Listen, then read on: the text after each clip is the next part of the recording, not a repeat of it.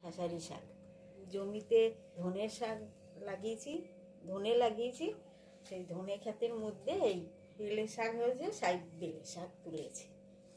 তাই ওই দু রকম শাক মিশিয়ে একসঙ্গে নিয়ে চিংড়ি মাছ আছে, চিংড়ি মাছ দিয়ে ঘন্ট করব। এই শাকটা তো ভাজা খাওয়া যায় না, এই শাকটা ঘন্টই খেতে হয়, ওই জন্য এটা দিয়ে আর এইটা দিয়ে মিশিয়ে একসঙ্গে ঘন্ট করব।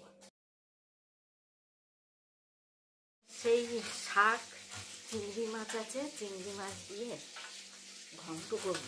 এই খেসারি শাক কখনো ভাজা হয়, ভাজা খাওয়া যায় না, ভালো লাগে না খেতে।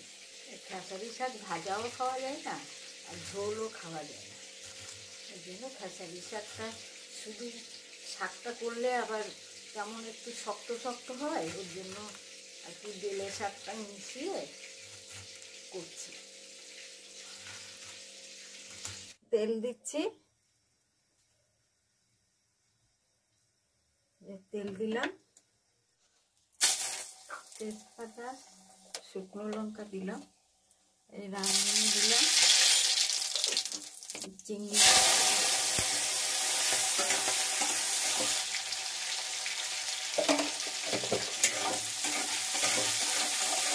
মাছটা দেশি চিংড়ি মাছ, পুকুরের চিংড়ি মাছ।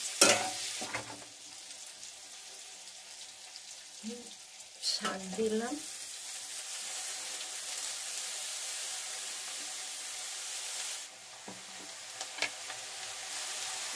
নুন দিচ্ছি, হলুদ দিলাম,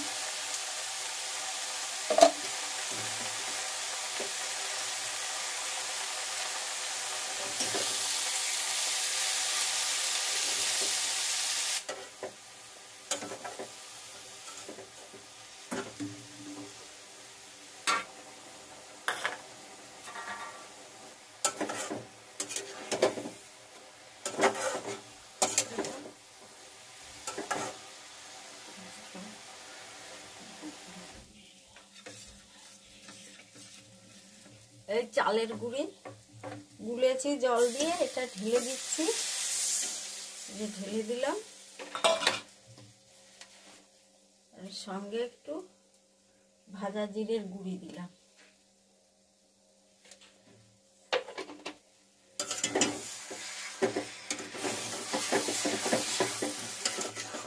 এই আমার প্রায় হয়ে গেছে।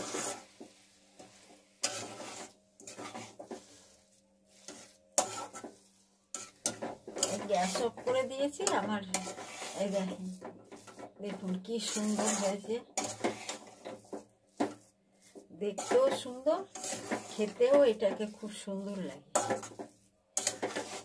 ছোট ছোট চুনো মাছ হলেও হয়, কিন্তু আমার তো চুনো মাছ নেই আজকে, ওই জন্য চিংড়ি মাছ দিয়ে করেছি।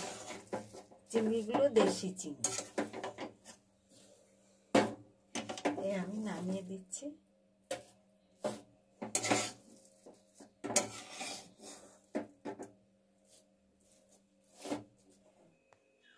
এই শাকের ঘন্ট, চিংড়ি মাছ দিয়ে শাকের ঘন্ট করেছি।